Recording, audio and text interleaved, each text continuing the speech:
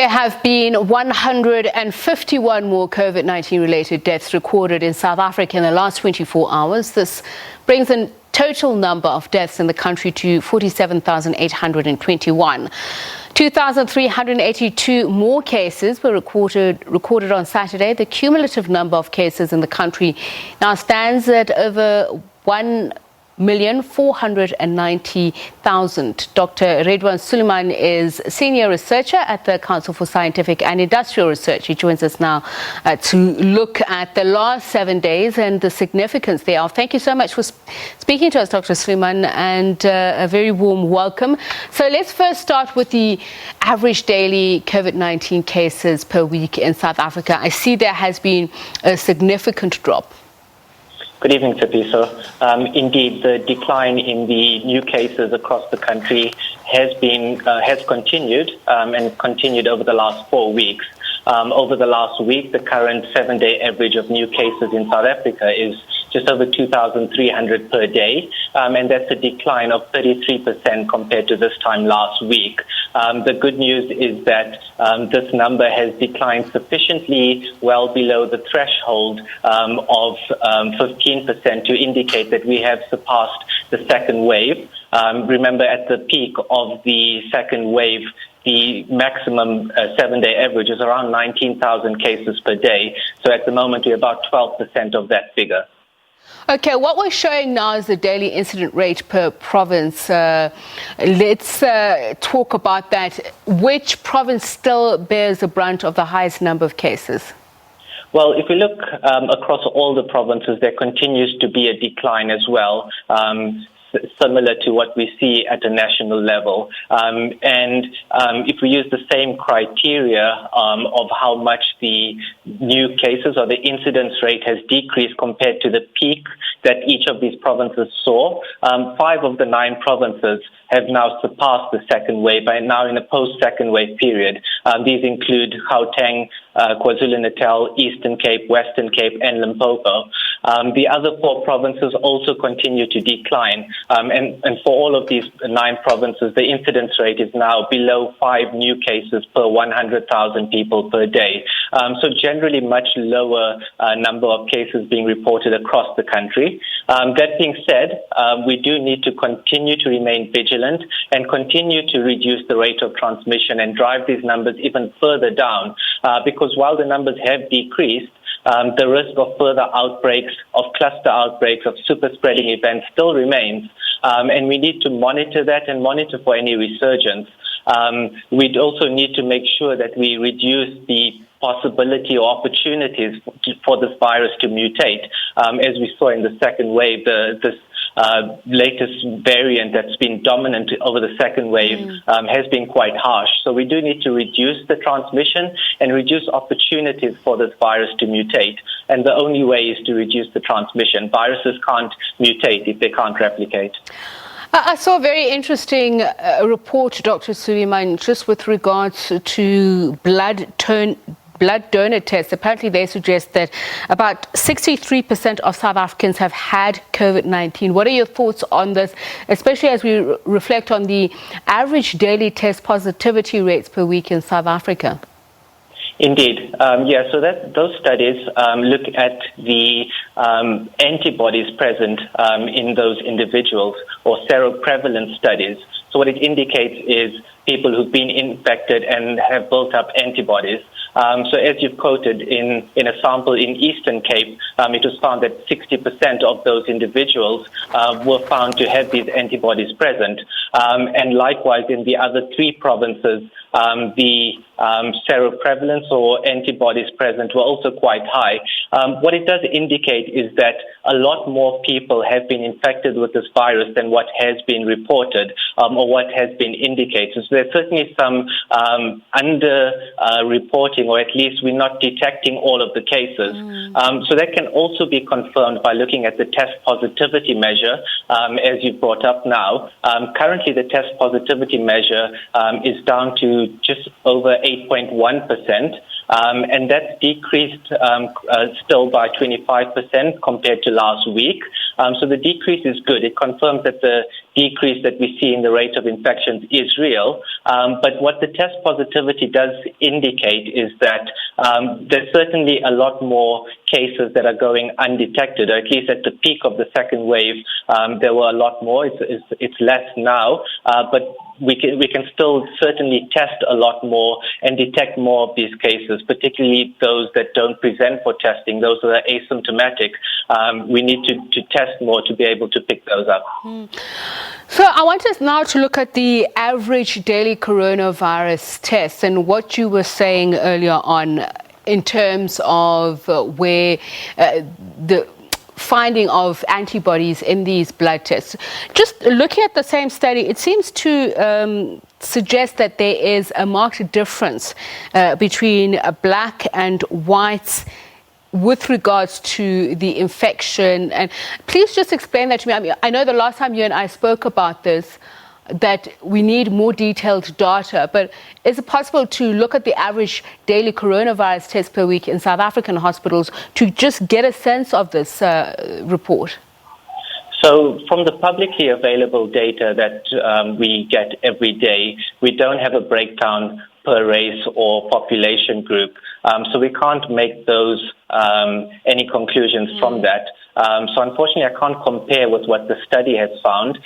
It is useful to have an indication of what's going on in the individual groups, not to isolate any group, but to understand if there's a higher risk in any of these groups. So that being said, looking at the testing, it has, as you can see from the graph, continued to decrease for the last 3 to 4 weeks. And it's a reflection of the tapering wave of the rate of infections. Basically, less people are showing symptoms, less positive contacts, so less people presenting for testing, and so the number of tests that are being conducted has continued to decrease. Over the last week, the current average test done per day is just under 30,000, and that's decreased by about 10% compared to this time last week. That being said, I've continuously said that we need to increase the amount of testing, and I do think now is a good time to do so. While the number of infections are at a manageable level now, and while we continue to ease some restrictions, we need to increase our vigilance and increase our monitoring. And to do that, I do believe we can increase the amount of tests that we do. There's certainly scope to do more rapid testing or the antigen-based testing, and this will allow us to pick up any potential super spreading events or cluster outbreaks, and we can potentially go into communities and screen with these rapid testing, potentially even roll these out to schools, workplaces, homes. I think that becomes quite important as we go forward. Of course, testing has to go hand in hand with the isolation of positive cases, as well as efficient contact tracking and tracing of those cases. Now, Dr. Suliman, I know there's a triage of sorts when we look at testing, incidence rate of infections, and obviously hospitalizations. For a lot of us, the hospital admissions per week in South Africa, especially the deaths, do they really speak to how badly the second variant has affected us? Indeed, it does. We can see that the trend in new hospital admissions does follow the trend that we saw in confirmed cases and test positivity, which is good. We do expect that the trend to be the same. As you can see from the last few weeks, by the height of the bars, the number of new admissions, certainly in the second wave, far exceeded what we saw at the peak of the first wave. And we do know in the populous provinces of Western Cape, KwaZulu-Natal, Gauteng, Eastern Cape, all of the hospitals in these regions did report that they saw a higher number of admissions for COVID-19 in the second wave as compared to the first wave. That being said, over the last week, the number of new admissions has continued to decrease. And at the moment, or over the last week, the number of new admissions was just about 4,500, and that's a decrease of over 30% compared to a week ago. So there's a much less pressure and burden on the hospitals and healthcare workers, and we hope that this trend does continue. Okay, so I know I inadvertently made you try to speak about two things at once. So let's separate them, starting with the deaths, average daily deaths per week in South Africa, and then we'll look at the provinces. So let's first start with that graphic of the average daily deaths per week in South Africa. What are they telling us? What are your thoughts on the fears that there may even be a third wave? Sure. So let's first look at the deaths reported nationally. Over the last week, the average number of deaths per day is just over 230.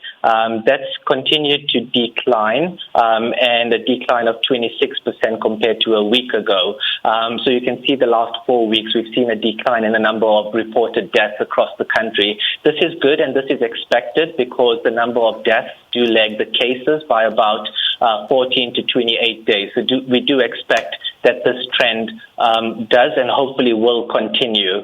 That being said, I do think it's not the rate of decline has slowed, and it's not declining as quickly as I would have expected, given that we saw a much quicker decline in cases. But a 26% decline is good, and hopefully that trend will continue. If we look then at provincially, the number of deaths being reported, we see that it's not quite decreasing across all the provinces, although it's expected that it should decrease across all the provinces, given that the number of confirmed cases, the test positivity rates, and the new hospital admissions has been decreasing across the provinces. We can see that Gauteng over the last week has reported an increase of 25% more deaths compared to a week ago. Similarly, for Mpumalanga, there's been a slight increase. The reason for that is most probably a delay in the reporting of deaths in these provinces. When you ask about the possibility of a third wave and subsequent waves thereafter, indeed it is looking quite likely that there will be a third and more waves thereafter. However, it's not inevitable. It is likely that within 2 to 3 months, or even possibly sooner, if we don't remain vigilant and we don't watch our behavior and we don't be proactive in terms of testing that we spoke about earlier, there is a possibility that outbreaks and super spreader events can then escalate into waves, as we just saw in the second wave. Right. So I do think we do need to remain vigilant to try and prevent this from becoming a national wave.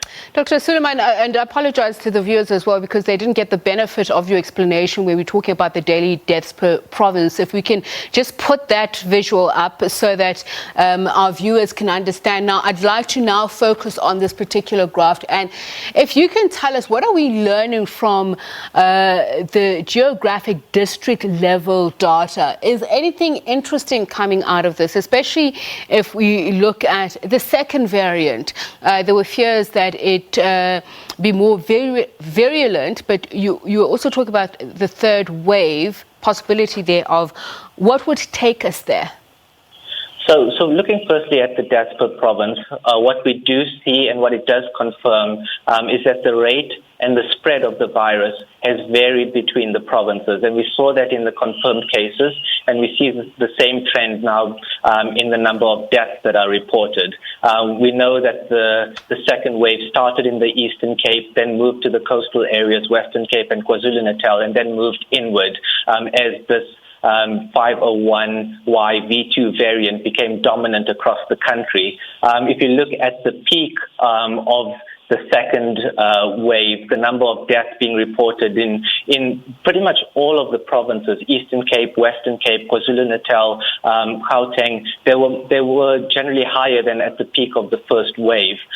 Fortunately, our interventions, I do believe, have reduced what could have possibly happened in Gauteng and in other inland provinces had those restrictions not been put in place. So the trend in the deaths do certainly confirm what we see in the trend in cases.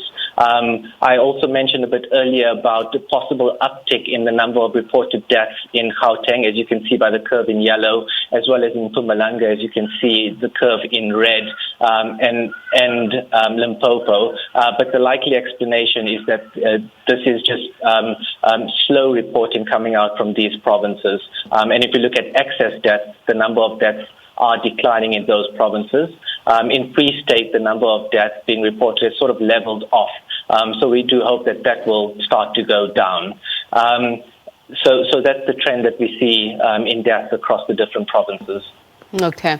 Thank you so much, Dr. Suliman. Much appreciated. Always appreciate your insights into this. Dr. Ridhwaan Suliman is Senior Researcher at the Council for Scientific and Industrial Research.